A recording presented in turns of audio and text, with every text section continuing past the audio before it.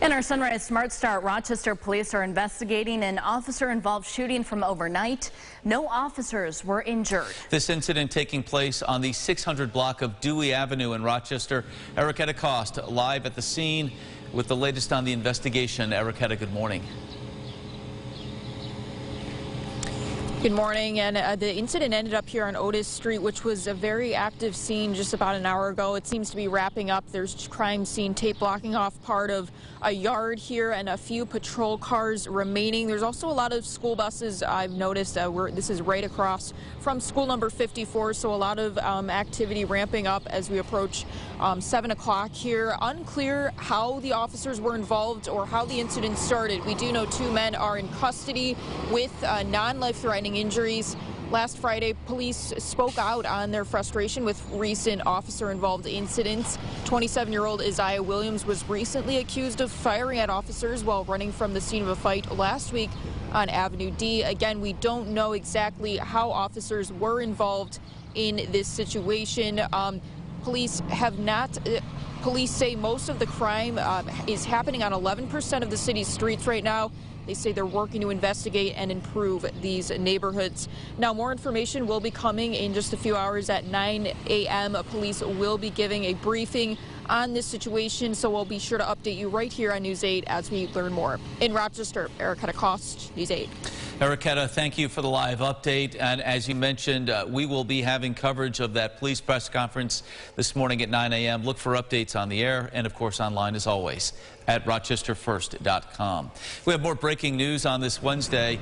A fatal car crash on East Main Street in Rochester. Our crews arrived there just after midnight. This was in the area of Main and Alexander. There was a heavy police presence along with other first responders. Now, just into our newsroom, not too long ago, we did learn that a 30-year-old, or in her 30s, a female was taken to the hospital and did pass away from her injuries. The other driver, a female in her 20s, was uninjured, but we will keep you updated throughout the morning as we get more information on this incident. James Gilbert, as you know, folks are getting ready to get their day started here, seeing temperatures right around 50, wondering where do they go from here? Yeah, I think we get nicely into the average low to mid 70s. Starting to see a little bit more warmth out there, certainly, as we get over the next couple of days. Nice day for a morning walk. Average high 72, I'll give you 75. If you're along Lake Ontario, you'll be a bit cooler than that, but you see that 0% chance for rain through today.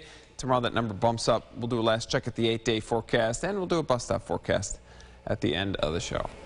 All right, James, thank you. Checking the roads again with our sunrise traffic.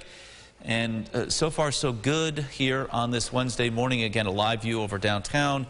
Traffic flowing well over the Douglas Anthony Bridge. Just checked. No accidents to pass along on 390, 490, or 590. So as you make your way out the door, should be a smooth ride.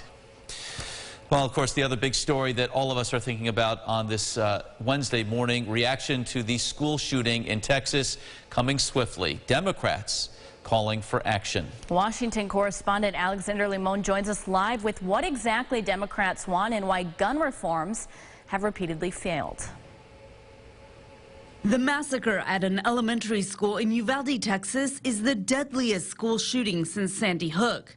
Now President Biden is calling on Congress to do more than express thoughts and prayers. When in God's name are we going to stand up to the gun lobby? Connecticut Senator Chris Murphy made an impassioned plea for Republican senators to support gun control measures he says are common sense. Why do you go through all the hassle of getting this job if your answer is that as this slaughter increases, as our kids run for their lives, we do nothing? And it appears all eyes turned to Republican senators after the shooting. When are we going to do something? Golden State Warriors head coach Steve Kerr used his press conference to implore Republican senators to support measures like universal background checks. Are you going to put your own desire for power ahead of the lives of our children and our elderly and our churchgoers? Because that's what it looks like. Every time there's anything that comes up they want to blame guns. Oklahoma Senator Jim Inhofe wasn't alone in dismissing the idea of gun reform. Texas Senator Ted Cruz said in an interview that such restrictions don't work, and he pushed for more armed law enforcement at schools instead. Indiana Senator Mike Braun said he's open to finding common ground, including solutions not related to gun control. There's generally a mental illness factor to it. And for years now, Democrats have pushed for measures like universal background checks and renewing the federal assault weapons ban, but the measures have failed to get enough support to become law. And of course, we should add that CBS Mornings will have a lot more on this shooting coming up at the top of the hour. Happening today here in New York, officially, we will have a new lieutenant governor as Antonio Delgado will be sworn in. Delgado, first elected to Congress in 2018, representing Hudson Valley and the Catskills. He is replacing Brian Benjamin, who resigned last month after an arrest on corruption charges that he has denied. Delgado will become lieutenant governor. First, he must resign from Congress. Today is also Missing Children's Day, and in honor of that, a candlelight event will happen later today at Davis Park in Chi-Li for Brittany Drexel, the 17-year-old girl who went missing in 2009 while on vacation in South Carolina. Her remains recently found after the man who killed her came forward. The event is set to take place at the memorial tree that was planted near the tennis courts on the Paul Road side of the park.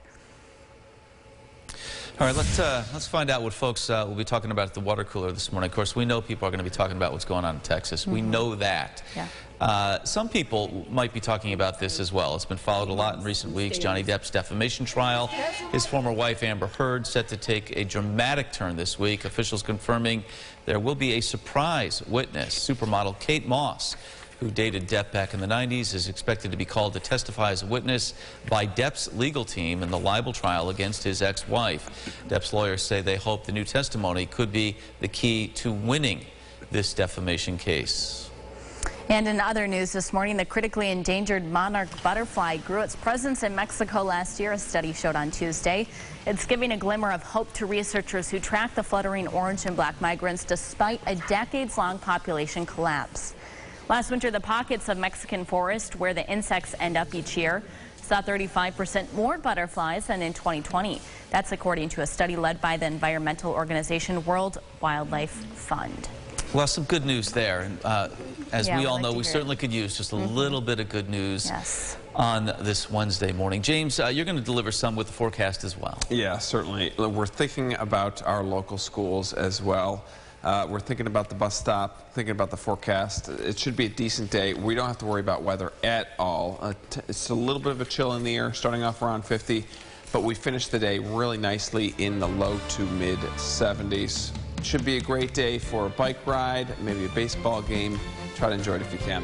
All right, James, thank you. And thank you so much for watching News 8 at Sunrise. Our next update coming up in 30 minutes. CBS Mornings, as I mentioned, is up next.